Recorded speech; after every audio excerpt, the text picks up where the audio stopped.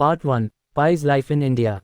In the quiet town of Pondicherry, India, lived a curious and thoughtful boy named Pisain Maulata Patel Pi, as he liked to be called.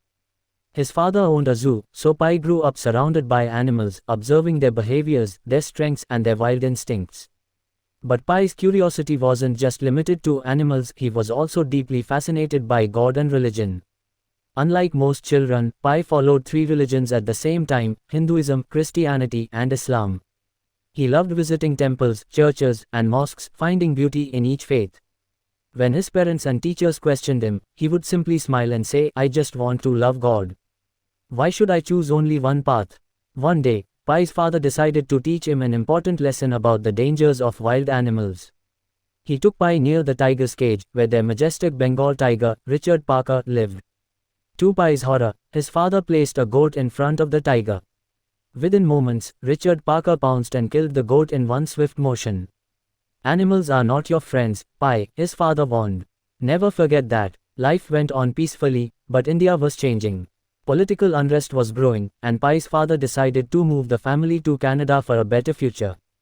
They packed their belongings, along with some zoo animals they planned to sell, and boarded a Japanese cargo ship, the Simsum.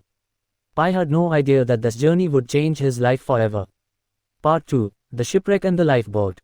One night, in the middle of the Pacific Ocean, Pi woke up to a violent storm. The ship shook, alarms blared, and terrified crew members shouted in panic.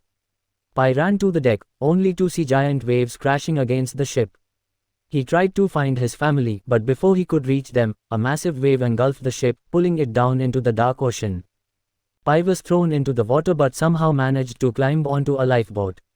He gasped for breath, coughing up salty water, his heart pounding. But he wasn't alone. On the lifeboat with him were Ek, a wounded zebra; Do, an orangutan named Orange Juice; Teen, a fierce hyena; Char, and, hidden beneath the tarp, Richard Parker, the Bengal tiger. In the next few days, the true horror of survival began. The hyena, desperate and hungry, attacked and killed the zebra. Pi watched in terror as it then turned on Orange Juice, ripping her apart. Just when the hyena seemed ready to attack Pi next, Richard Parker suddenly emerged from the shadows and with a single powerful strike, he killed the hyena. Now, Pi was alone on a lifeboat with a 450-pound Bengal tiger. Part 3. Survival at Sea. Pi knew he had two choices: either tame Richard Parker or become his next meal. Using his knowledge of animals, Pi decided to train the tiger and establish himself as the alpha. He used a whistle and food rewards to train Richard Parker. Hunted fish and turtles for both of them to eat. Created a small raft tied to the lifeboat to keep a safe distance when needed. Days turned into weeks, and weeks into months. Pi faced hunger, thirst, scorching heat, and raging storms. But he also saw moments of wonder: bioluminescent jellyfish glowing in the dark, flying fish leaping over the boat, and the endless, mesmerizing sky. One day, after months of drifting, Pi and Richard Parker stumbled upon a mysterious floating island covered in algae. It was full of freshwater pools and thousands of meerkats, providing them food and rest. But something felt strange. At night, the island's algae turned toxic, dissolving anything that stayed on it too long. Realizing it was a trap, Pi and Richard Parker left the island behind and continued their journey. Part 4. The Final Destination.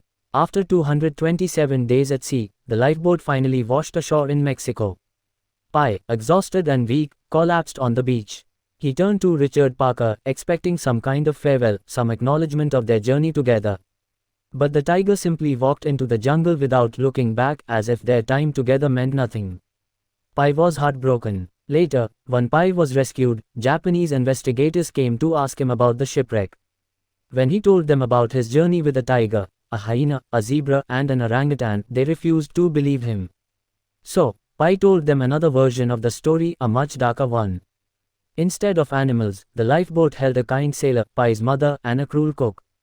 The cook killed the sailor for food, then murdered Pi's mother. In an act of survival, Pi killed the cook.